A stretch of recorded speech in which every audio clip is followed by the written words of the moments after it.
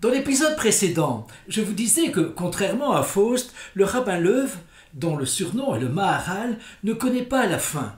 En effet, Faust, qui a passé un pacte avec le diable, connaît exactement les termes du contrat et il lui a vendu son âme. Il est débiteur à l'égard de Lucifer. Il sait qu'il devra payer, et même payer le prix fort. À l'inverse, le rabbin, disais-je, a bonne conscience. Il ne doit rien à personne, puisqu'il n'a eu besoin de personne pour créer son golem.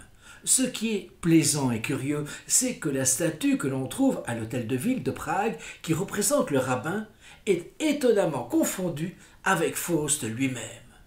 Je vous rappelle la légende du golem. Le rabbin coule avec sa créature, le golem, des jours paisibles. Il se consacre aux choses de l'esprit alors que son golem vaque aux occupations ménagères.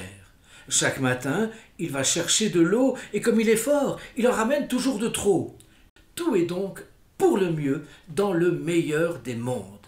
Chaque soir, le rabbin efface le Aleph sur le front de son golem pour lui procurer le sommeil, la mort.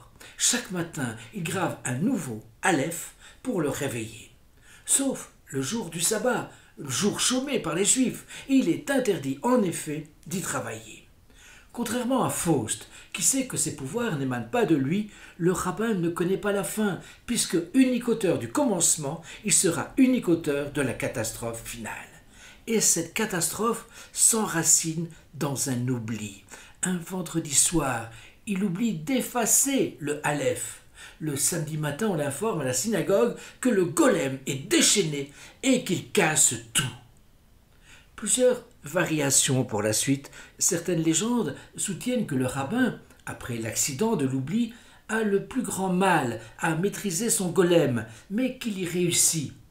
Par cette expérience, cependant, il comprend que l'oubli d'effacer la lettre est toujours possible et il détruit son golem. Une autre variante raconte que le Maharal fabrique un golem pour protéger la communauté juive menacée par un pogrom. Pour rappel, un pogrom est un mot issu du russe et qui désigne destruction, pillage. Les pogromistes attaquent les juifs et le golem les met en pièces. Mais par la suite, n'ayant plus d'ennemis, ils se retournent contre les juifs eux-mêmes. C'est vraiment finalement une histoire d'apprenti sorcier. C'est l'histoire d'un guerrier protecteur qui se retourne contre ses maîtres.